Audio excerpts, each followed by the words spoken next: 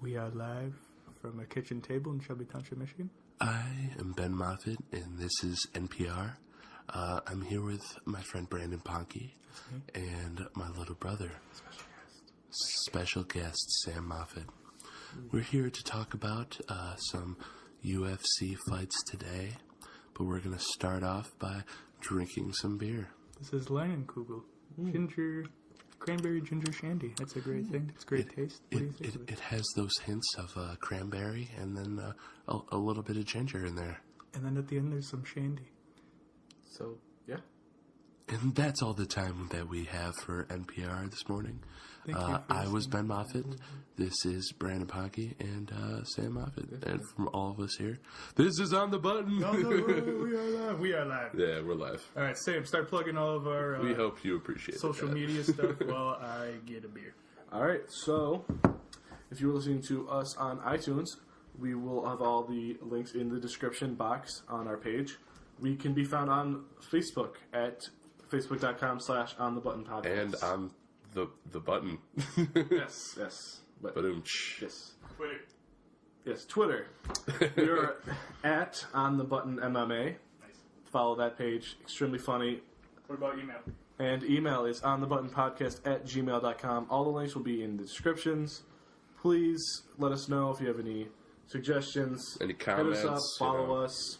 We'd love to hear from our fans out there. All 12 of you. Never open with NPR again. Yes. What'd you think of it? Fuck you. I thought it was good. I wonder how many people just stuck it through and just took it off. They just hear that oh shit, this is NPR, and just leave. Yeah. Oh, they got plugged. Sorry, NPR. Our dad listens to NPR. I'm sorry for him. But we are going to talk a little bit about UFC Fight Night 106. Is that right? Is that 106 Yeah. or 7? It is 106.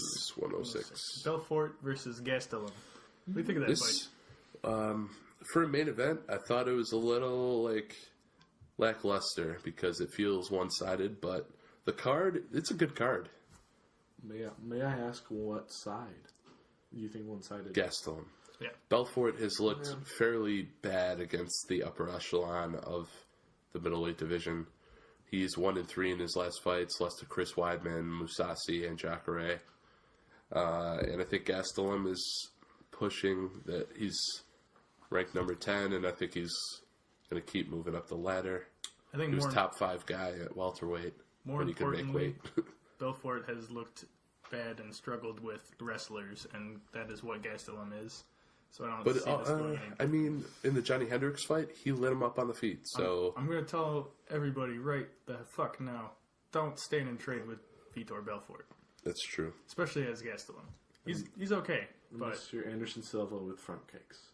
yeah, but certainly not. He's not, no. different. Right on the button. You front kicked him in the face. Kick him in the head. When we were, a little backstory, when we were in Chicago, this was the first fight we ever watched live. It was TJ Dillashaw, Barao 2. There was a guy, probably 20 rows behind us. Every 5 minutes he'd yell, kick him in the head. Yeah. And then I yelled it at the Joe Louis Arena at a hockey game, and apparently it was frowned upon. Because they're wearing skates. I think Drew Miller would not appreciate that. Too soon? Sorry, I Drew. think it He took cut in the face with a skate. Yeah, he took a skate straight to that, right under the eye. That was rough. Anyway, Belfort is still a dangerous striker, I think. I agree. I mean, it's hard to discount a legend. But also, since TRT got banned, it's been hard to get behind him. That's the biggest issue. Because I was going to bring up where he knocked out with a head kick Luke Rockhold. Yeah. That That was also before. even when he That lost to could be. Weidman, his He lit him up for the most of the first round. Yeah. He had him against the fence. He was working him over. But it was also like the Overeem Hunt fight where Hunt, as soon as he landed that elbow, he started swarming, but Overeem was just getting his wits about him, letting Hunt wear himself out. I do worry that it might become a little bit of a snoozer fight. I see that. If Gastelum doesn't push to get him down early, Too much respect for each other's power. yeah, then it could be one of those stalemates. Respect by Gastelum of Vitor's power, respect by Vitor of Gastelum's, ability to take him down. Yeah. But it's not the like Woodley Thompson where it's very different styles and both of them counter each other. yeah, So it's like it's not that kind of a stalemate. yeah, it won't be that bad. Which- There'll be some action. People criticized it, but it was the ultimate stalemate. Like you could not get a fight that wasn't more like counterbalanced than that. That's why it was such a snoozer. Just to go back with Gastelum, I think he does excellent against strikers. Even his first, Ultimate Fighter against Did he? Uriah Hall. Yeah, he beat Uriah That Hall. was at middleweight too when he won it. So that's even goes to show his skill against strikers. That's a good point, producer. Yeah, I mean, he has some good wins in here. He beat Rick Story, too. Jake Ellenberger. He lost to the welterweight champ, Tyron Woodley, Was his last, early on. Was his last fight against Kennedy? Yeah, his last fight was against Kennedy. He dominated him. Yeah. Kennedy was on his way out anyways, and Right. he just wanted one last hurrah. Yeah. It had been a while before he fought, or between fights For Kennedy, for sure. for Kennedy. The Neil Magny loss, that was a little controversial, if I do remember correctly. I don't remember that. So But pretty much unanimous. We all. Yeah, it was a split Thinking- decision. We had picked... I think we. I think we both picked Gastelum, Yeah. but Magny had pulled that one out in a very close fight. We think Gastelum's got this. What do you think, Sam? I think so too. I'm disappointed I didn't get to see the Cowboy Gastelum fight because of him missing weight. That's Yeah. been interesting. That would have been a good fight because Yeah. Gastelum being a bigger fighter, able to outmuscle Cowboy, and whether Cowboy could outpoint him on the outside and throw those kicks Yeah, would have 'cause been interesting. I Would have been a can't- brawl. I can't get behind Gastelum being a good striker. I don't think he is. No. Him in the Hendricks fight impressed me with his counter striking. Okay. I thought he was That's intelligent. I think he's intelligent as a striker. Not that he is a top-notch skilled striker, but he impressed me Yeah, no, that fight is a good. because that they fight both made a good respected case for each him. other's ground game, and he decided, "Hey, I'm going to pick you apart on the feet." There wasn't a lot of volume, but when they were throwing, he was winning. So, yeah. So yeah, I think unanimous Gastelum pick here. Belfort's the kind of guy that I think will stick around and fight a couple more times until he's forced to retire. He's almost on the wrong side of 40, which is never good in fighting. Yeah. Unless you're Dan Henderson. Unless you're Dan Henderson, You get then a you title almost win a middleweight Yeah, title. he knocked the champion down twice or 3 times. So moving on to keeping with the young versus new theme of this fight night, Young versus Shogun Hua. Speaking of Say this, young versus new. Hey. What a moron. kind of. Flyweight champion. Breaking news! Oh, breaking news! What is Oh it? my god, According really? to ESPN, UFC 211 just added former lightweight champion Eddie Alvarez against Dustin Poirier. Verbally It's a agreed. verbally agreement in Awesome. Dallas. Dude, Alvarez Ponke, versus come Poirier? on, we gotta fucking go. Oh, that's a good fight. That's not Khabib and friend though. That's not Khabib and Tony. Yet. I can't throw my life away I yet. hate you.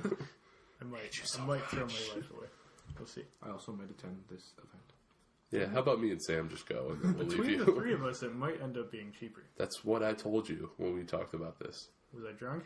Probably, but did I Well, remember? that's like No. that's like saying, "Hey, are you breathing?" Yeah, you're drunk. Based on our table. Yeah, that's true. I can't find my way through I it. actually just posted on our Twitter the picture of this goddamn table. Anyway, It's not even all of them.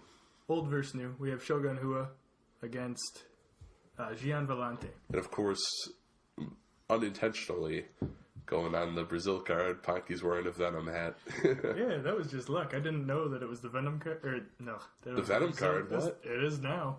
That this is in Brazil. And yeah, I'm pretty pumped. Yeah, every I time think- I get my Venom hat on, man, the Brazilians take over. So Gastelum should be afraid. I think that Hua Volante is going to be kind of a slugfest. Yeah. Even though I think Shogun is on, he's also on the end of near the end of his career.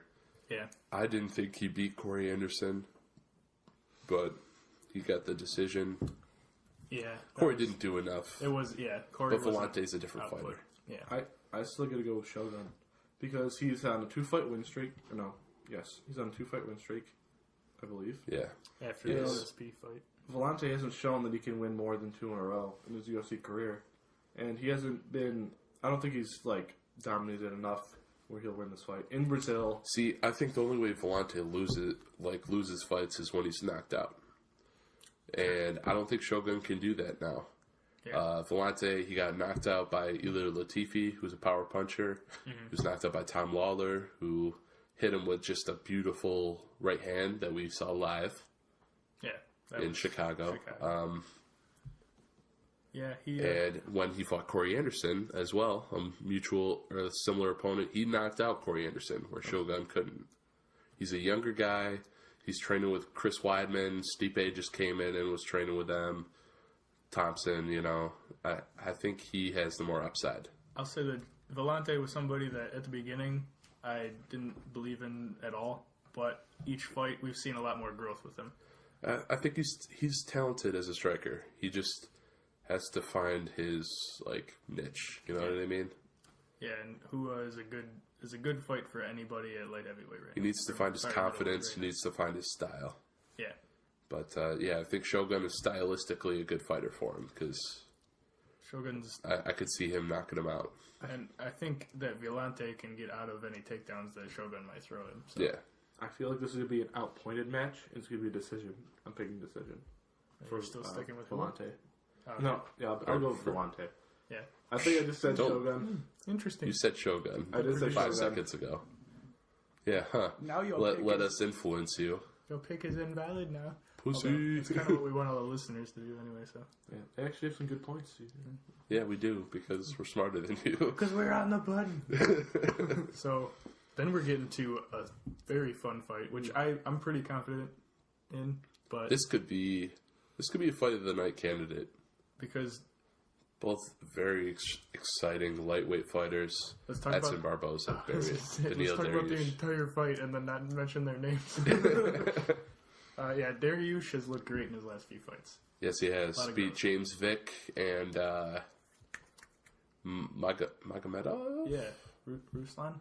I want to say. Did he break James Vick's undefeated record? Rashid Magomedov. Yes, he did. He was the one. James Vick was undefeated. At 199. If you remember, too, that led to the greatest PlayStation 3 head-to-head fight we've ever had.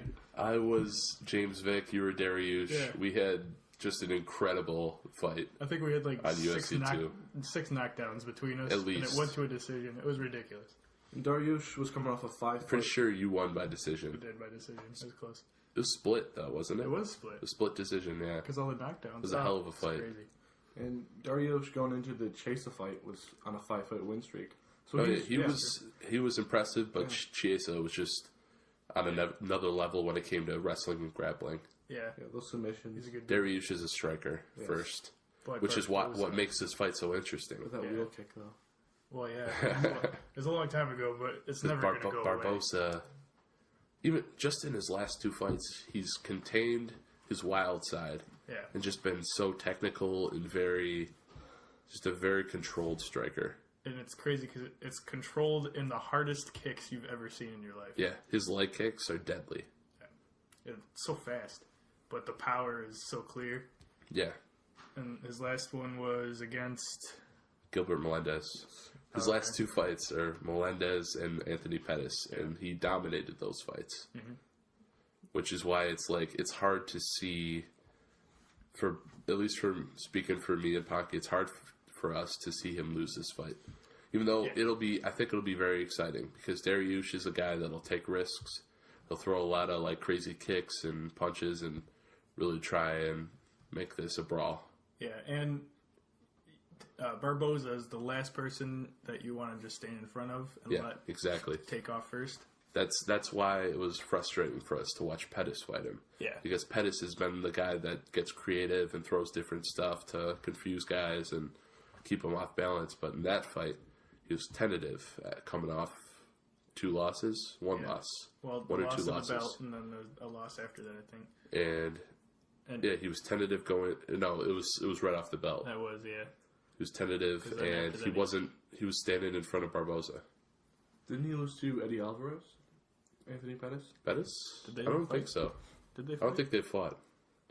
I want to double check this. I'm pretty confident they haven't. I'm pretty sure Pettis' last 3 fights where he lost the belt, lost to Barboza, and then lost at featherweight to Holloway. If we're going way back in time, I called that Junior or You did call that Pettis would lose to Dos Anjos, whereas I got caught up in the flash, and I was optimistic, and I thought Pettis would be. But Ben, he got baller. Pettis was on the Wheaties box. That's what got you. Fuck you. That's what got you. That was pretty dope, though. Yeah. Let's be honest. He did. You're right. You're right. Sorry, my bad. Damn, producer. He did lose to Eddie Alvarez. And that's probably one of the and then he beat Charles Oliveira, and then he fought Max Holloway. That's what it was. So, Pettis is kind of on a decline. It's tough to see because I think he's a well-loved fighter in the UFC. For sure. Definitely the fans love Anthony Pettis. Plus they love He's still young. He's got a long career ahead of him, but we're talking about Barboza. We're talking about Dariush. Yeah. The winner of this fight is gonna go. I think he's gonna fight a top 3 guy. I think if Barboza wins, he could get a title shot. Yeah, I can see that argument. Or he'll fight the loser of Tony Khabib for a title shot.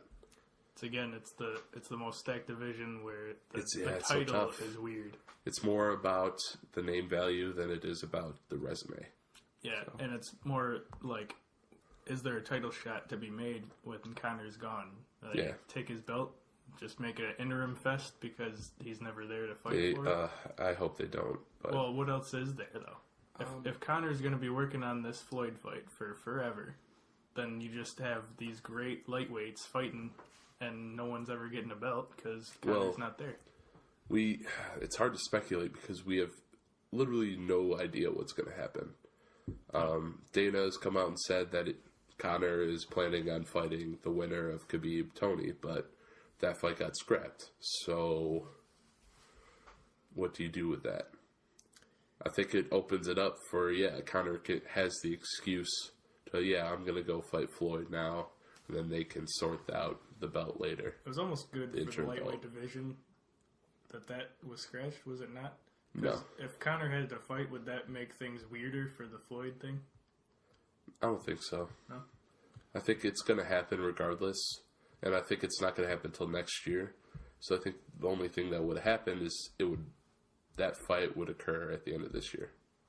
But honestly, if we're talking from Conor's perspective, it makes a lot more sense for him to put the lightweight title on hold and fight Floyd first. Mm-hmm. Because right, that's what I'm saying. He's at the peak. He's at the top. He has the belt. He is. In my mind, he has both belts. He has the featherweight. He has the lightweight. But he's literally at the peak of his fame. He's not going to do what Rousey did and push off the movie deals and all that because she wants to fight. And then when you lose it, you don't have the star power to put it back on. Well, that's why I was saying it's risky. For that reason, is that not a good thing for the lightweight division itself that this fight didn't happen and that now Conor doesn't have to? I think it's good for Conor. It's not good for the lightweight division because it just prolongs it. Yeah. For the lightweight division, because then it could be more decisive. If we had interim lightweight champion already, then they could realistically say, Conor, you have to fight him, or hey, we're taking the belt. Yeah. Which I hope they don't do, because I hate when they do that. I hate when they strip a guy without him losing or doing anything. I would get it more so this time because more than the featherweight belt. Yeah, because now when's the next time we're going to see a lightweight championship? Yeah, because of this, we don't know. At featherweight, it was bullshit. It's going to be a while. Go ahead. Definitely with that situation needs to be played out. We can only speculate, but my prediction, I think I'll take Barboza in a TKO finish, either second or third round. He's going to outpoint him with his kicks and either finish it in the second or third round. That's my prediction. And I think in this, Dariush has nothing to lose. I think he's going to come out. He's going to throw everything he has, but it's hard for me to see Barboza losing this fight. I think it's going to be fight of the night, 100%. I don't see how it could be a snooze fest. It's going to be an exciting fight, but I also think Barboza will clip him. He'll finish him. Head kick, probably. So, for me, Dariush wants to push the pace because pressure is good, especially against somebody like Barboza. But Melendez said that all the way into that fight, that he was going to push the pace against Barboza But he couldn't find a way in. And that's why I think Barboza does the same thing to Dariush. Because Barboza can either push it. I think he's more comfortable countering. Yeah. But he pushes the pace so much of the time that guys think that, oh, hey, if I put pressure on him, then I can win the fight. But it just plays into Barboza's strengths. And that's what Melendez tried to do with him in Barboza's last fight, and he just stopped him and took care of it and controlled the entire fight. And I think it's going to happen again with Dariush. Yeah, for sure. And moving on, we got Formiga and Borg. Very exciting flyweight scrap. This could be very important for the division right now. Yeah, in a very shallow division. The most shallow division in the UFC. Alright. Just what I see is Formiga's only 3 losses in the UFC have been to Dotson, Benavidez, and Cejudo, which are by far, I think, the number 1, 2, and 3 best featherweights. Contenders. Yeah. Besides Mighty Mouse. Besides Mighty Mouse. Yeah, I could give you that for sure. Flyweights, not featherweights. Flyweights.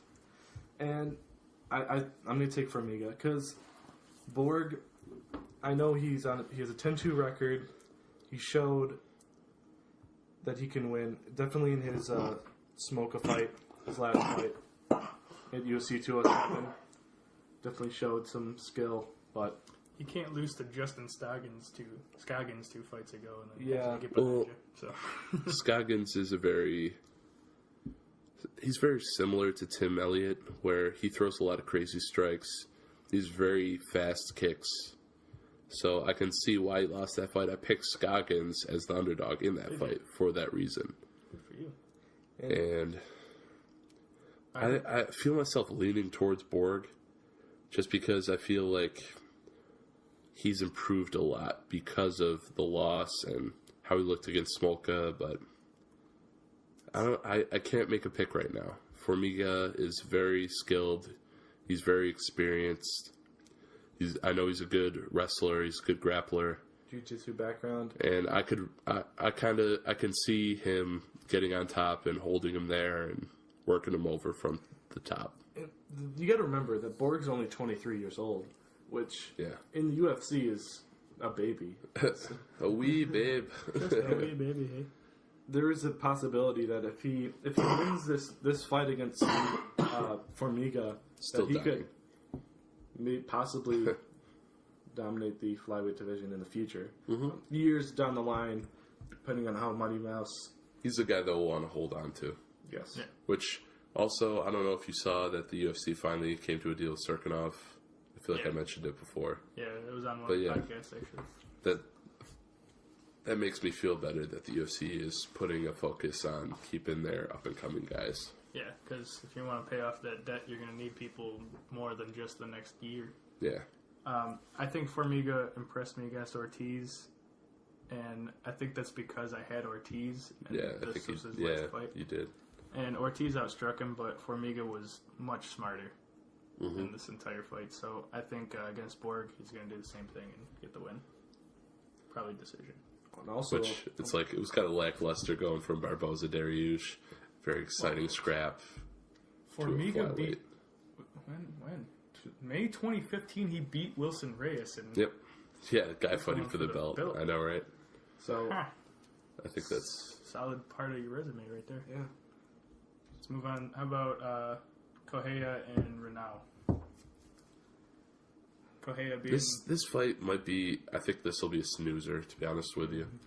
Renau, she impressed me early in her UFC career.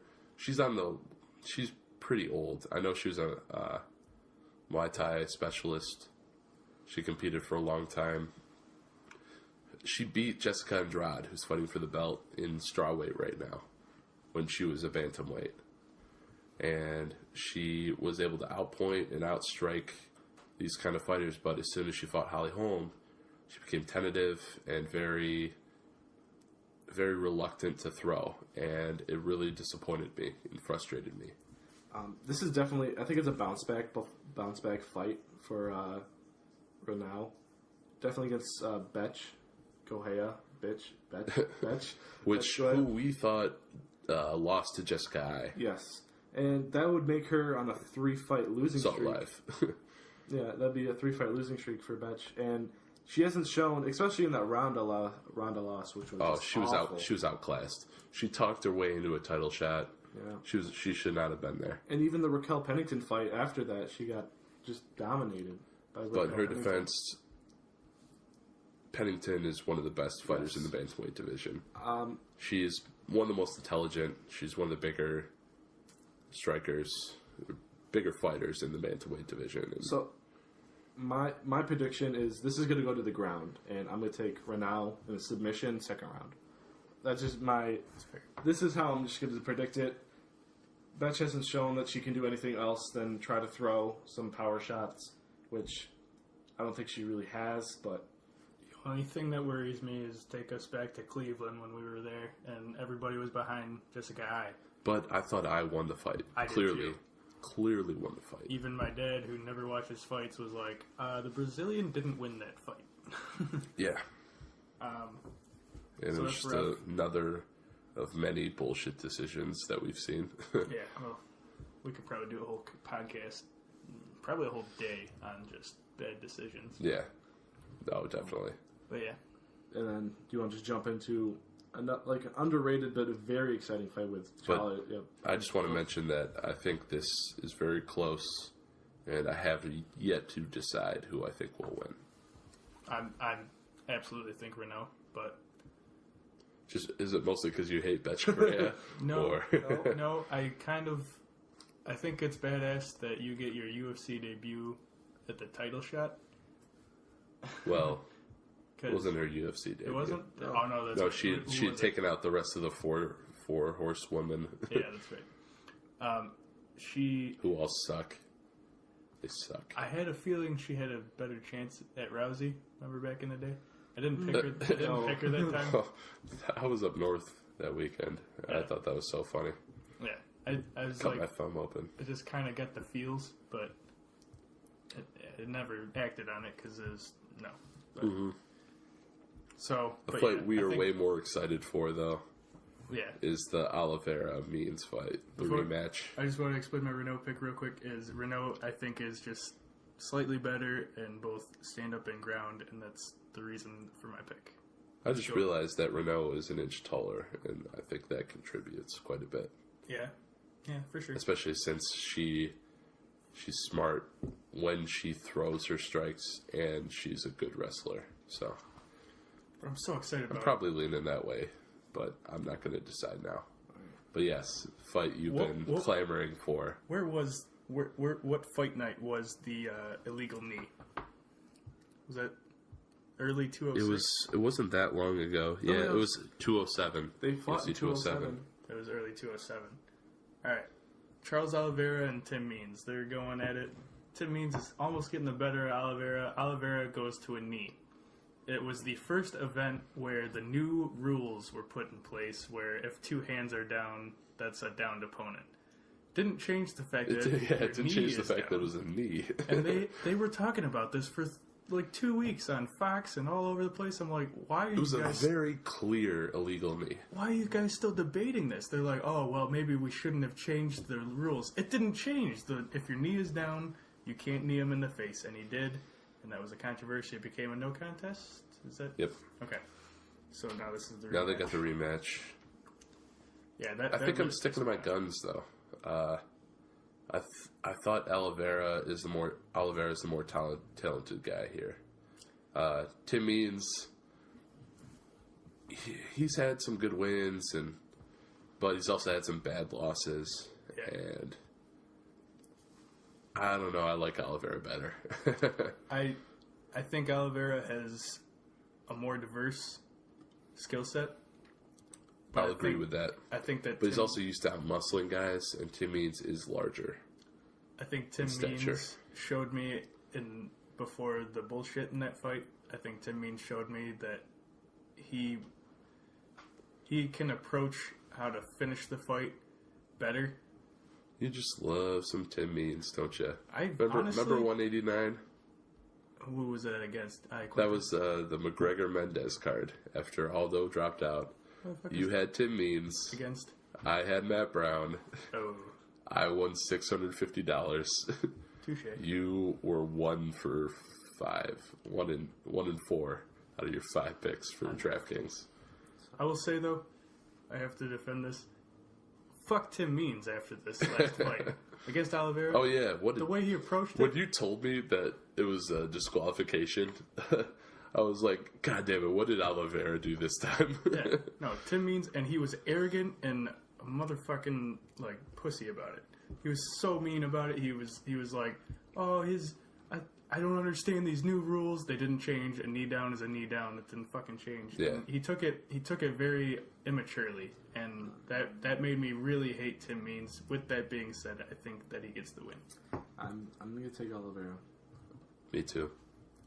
I think this is one of those picks where Oliveira comes out kind of pissed off about how the fight went last time, and I think he's a more talented striker. I think he'll avoid the ground, be able to hold his own in the clinch, and he's going to outpoint him on the feet to a decision.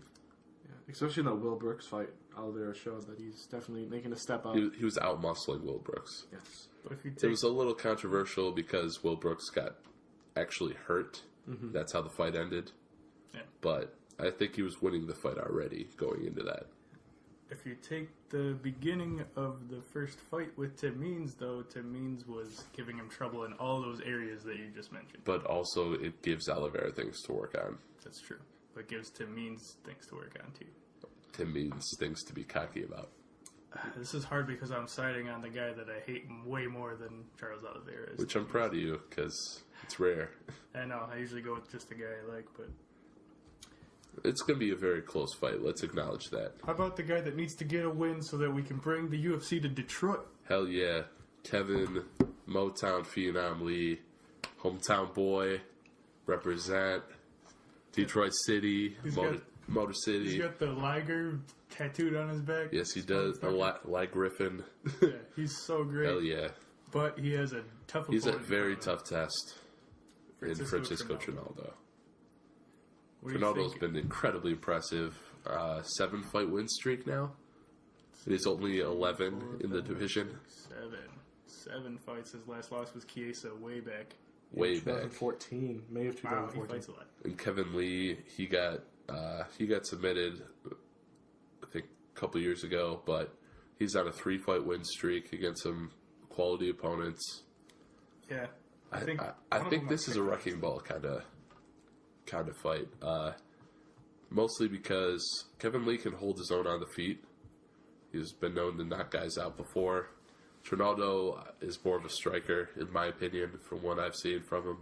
He's also very strong and intelligent. So it's going to be close, but I think Kevin Lee can get him on the ground and find a submission somewhere. Yeah, Kevin Lee is definitely the better wrestler. If you even look at the statistics, the amount of takedowns he lands is way more than Trinaldo. And yeah, Trinaldo's, 39 years old. I know he has this 7-fight win streak, but it hasn't been against any other top 10 opponents in the division. It's true. But let's acknowledge that his last 4 wins have been impressive. Yes. Being MMA nerds like we are, they're very good fighters. We talking Trinaldo? Yes. Yeah, for sure. I still think it's an upset. I still think Kevin Lee can take it off. It's like, let's go to the fact that Kevin Lee is 7-1 in his last 8. And I also think he's more talented. Not just because he's the young up-and-comer, but I think he's more athletic. I think that'll play a part. Yeah, I think he's more talented in the spots that he needs to be against Ronaldo, especially the wrestling and the striking and avoiding the good power. I think one of the biggest factors is whether he can control his emotions. That's true. Because obviously if you listen to the interview in his last fight, it's like that's a focus. That guy sounds like he's from Detroit. Yeah. Hell yeah, motherfuckers. So we need that one for us. Personally, I want Kevin Lee, but I think I think he will get the win. Yes. Do you want to start talking about your judge theory, or do you want to keep going on the card? No, yeah, let's skip to that because there's some decent fights on the rest of the card, but there isn't the kind of name value that really excites a lot of people. We went pretty deep. There's only like 2 FS1 fights. That's as far as I really wanted to go with this. We'll get more in depth with it later in the week. It's definitely a good top 7 fights. All those fights are... That's what surprised me, is how deep that card was. Yes. Deeper than 209 was. Yeah, for sure. I agree. At the end of episode 10, we were talking about something about judging, Woodley Thompson stuff and judges. So my theory when I brought up was that they bring, instead of having just these no-name judges, bringing in former UFC fighters, even some other judges that actually know the sport to a T to judge the fights. Because a lot of the controversy that's been brought up is these decisions that many people are disagreeing with and don't understand how these rounds are scored. Definitely when you go outside of Nevada, even in Nevada, but I know the Brooklyn card had a lot of different controversies and all these other refs that they bring in that aren't as experienced.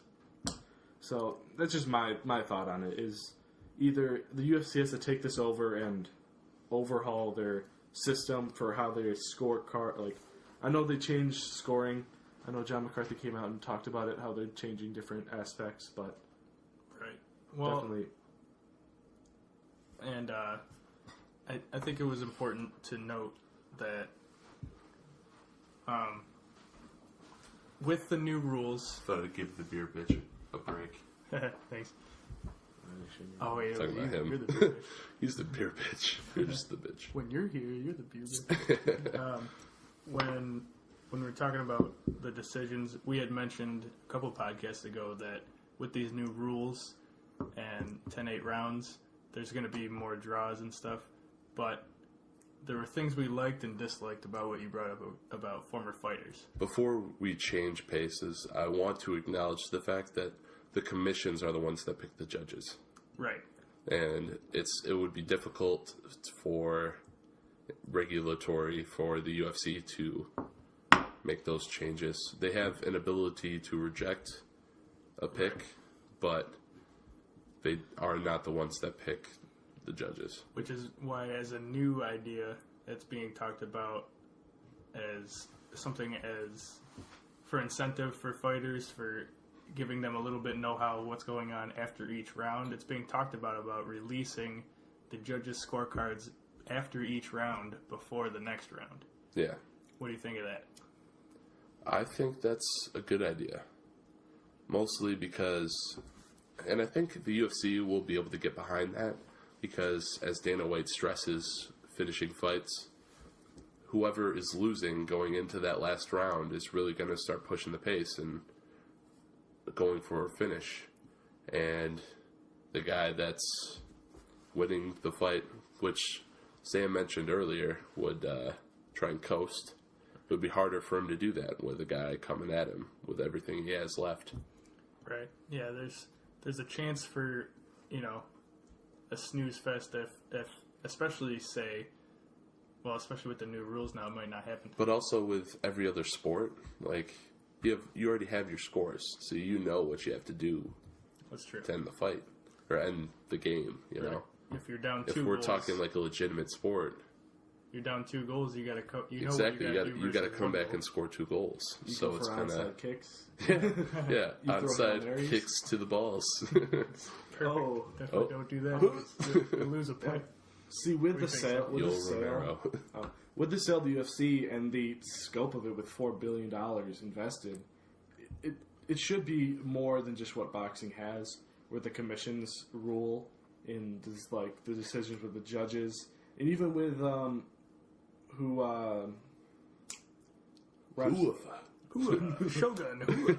who refs the fights.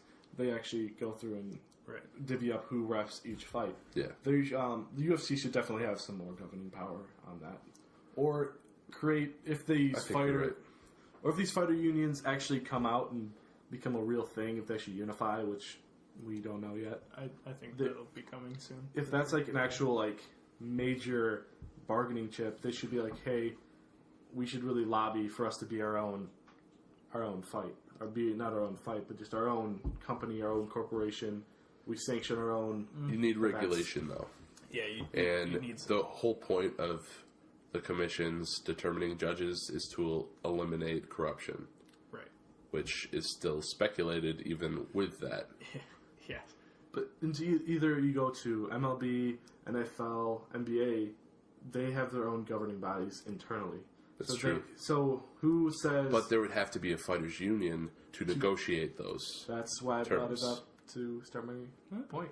Yeah, I like that. Hell of a fucking point. Yeah, look at that. Good job, Sam. Thinks he's smart and shit. Yeah, I thought we were just gonna College make you boy. so stupid. Really fucking college boy. Get out of here. You're the beard boy again. No, but really, yeah, that would make a lot of sense. Yeah, I like that. As a completely solid transition, what about GSP and Bisping? What do you think of that? Perfect transition, just like seamless, just one right into the other. I should be a transition writer. I'm a little pissed, but I hate Romero, so I'm not pissed at all. That's pretty much how I feel. But Jacare, though. Yeah, it fucks him, but also the Jacare Whitaker fight is going to be dope. Yeah, that's true. It's going to be a hell of a fight. Scheduled. That's exciting. That's for the Mighty Mouse Reyes card. I on think Fox. exactly. And that's in like a month. It's April from 15th? today, yeah. April 15th? Yesterday. April 15th. 5 weeks-ish. Yeah. So, I'm about the same way. I was like, if it was anybody else, I'd be pissed. Because I really hate... Yeah, April 15th. They had to be delicate about what they did with GSP. Mm-hmm. And we did say it would make sense to give him the title shot because he retired as champion. Yeah, with what, like 12 straight wins or something like that? Right. That's 12. 9. And, so it might have been 8 because he had to get the belt back. And then he had, what, 8 defenses? So 9 straight wins. It was 12 straight wins. Belt or not, it was 12 straight wins. I don't think so. I think actually. It was 10. Because he lost the belt to Sarah, remember? And then he got it back, and then he had 8 defenses after that. Because Silva had 10. And that's the record. I thought they were promoting his comeback with 12 straight wins, though. Research department. Yeah, come on. While you guys are looking at that, this is at first stylistically this is interesting. It's a hell of a fight, but before we get into that, at first I was a little upset, but now it's making more and more sense. Yeah, because there was nowhere to like easily just throw him in. Yeah, and this is it is hard to scenario. cut weight. It is difficult. So I think this is probably the best scenario they could get. But is he too short? Like for the middle? I think he's what 5'9". The biggest issue with this fight is it's Michael Bisping. Well, that's why it's competitive. Right. It's because it's the Michael only Bisping, reason. you know? Because remember, the first thing we did was we wrote off, in the podcast where we talked about when GSP would come back, was we wrote off Michael Bisping because Romero would beat him. Yeah. And then we were like, now where is he going to go? But now, yeah, because they're just like, you know what? Fuck Romero. Totally understandable. Yeah. I'm okay with yeah. I was going to say fucking Romero, but... Well, we know. You wanted to fuck him in the face the other time. Bitch. So. I don't condone any of this this talk. This Shut locker room talk. Yeah. His innocent freshman years. So this is what I found, I believe. After he lost to Matt Serra, he beat Josh Koscheck. This is not a title fight. Then he fought Matt Hughes, which was for the belt. Then he defended against Sarah. So he defended against Sarah, Fitch, BJ Penn, Thiago Alves, Dan Hardy, Josh Koscheck, Jake Shields, Carlos Condit, Nick Diaz, and Johnny Hendricks, which is 10. Oh, so 11 straight wins. 11 straight wins. This would be his 12th win. So 9. Oh, it was 9 defenses. It was 9 defenses. We were both wrong. Actually 10. 10 defenses. 10 defenses? No, because he won and then had 9 defenses. Yeah, so 9 defenses. So I just named off. I was close. Yeah, okay. Well, okay, so he has 11. This would be 12. Between us, we were perfect. Yeah, sure. So Yeah, that's what we'll tell him. We'll that's confuse him with numbers and 9 defenses. coast to the finish. But still, yeah, very impressive. He earns all the respect in the world, and he was going to get any fight that he wanted. Yeah, I kind of liked our fights we made a little bit better, but the more this matchup with Bisping, The more you look at it, the more it makes sense. because I don't think anything else would have been smoother. So, Yeah. for throwing this guy back Even in though after being gone for so long. The trash talk could use some improvement. Yeah, Jesus, yeah. It's like the two bitchiest guys in the UFC. GSP was not much of a trash talking kind of guy. He relied more on his reputation and his skill than anything. But Do you think he just takes down... Bisping's a shit talker, so it's kind of like, we'll Do you see. take down Bisping and just drag it out? Do you think He'll try. Honestly, I think he wants to put him out based on Bisping's mouth. Does he want to put him out, or does he want to win? Both. No. Yeah, he can't do both. But that's a talk for another time, since it's not even announced what card that's going to be on. And some history on GSP's career. His only 2 losses are to Matt Hughes by an armbar, which Matt Hughes is a god on the ground. Yeah. Back then, All-time legend. All-time It was before GSP was as good on the ground as he is now. And then he lost to, I think the Matt Serra loss was just lucky. He got clipped. Yeah. He got hit with a big overhand right. Yeah. No offense, Matt Serra. Yeah, but that was an impressive. All the respect for Matt Serra. He was coming off the Ultimate Fighter, and that was his first fight. They did what they did with Mighty Mouse and Tim Elliott.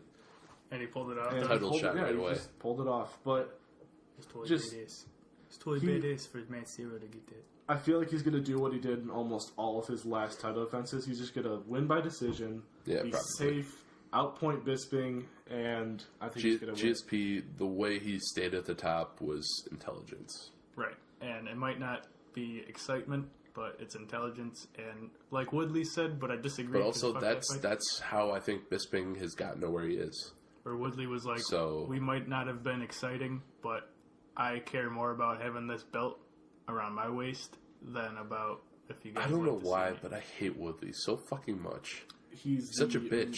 He does complain a lot. He does make a lot of accusations. He's trying to be what Conor is. He's trying to be more than he is, but he doesn't. It's like when he talks, it's just nails on a chalkboard for me. I just that's another topic for another day.